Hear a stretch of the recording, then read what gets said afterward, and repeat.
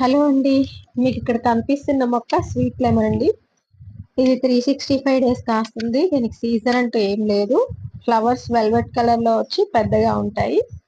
కాయ కూడా కొంచెం పెద్దగా ఉంటుందండి. గింజలు అయితే అసలు ఉండవు. ఇది గ్రీన్ టీ లోకి జ్యూస్ లోకి బాగుంటుందండి. వంటలోకి మాత్రం పెద్దగా బాగుండదనే చెప్పాలి, పుల్లగా ఉండదు కాబట్టి.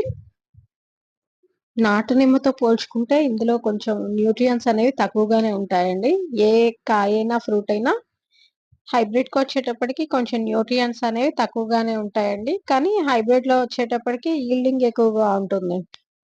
ఇది మన పక్క ఫామ్ లోదండి చెట్టు.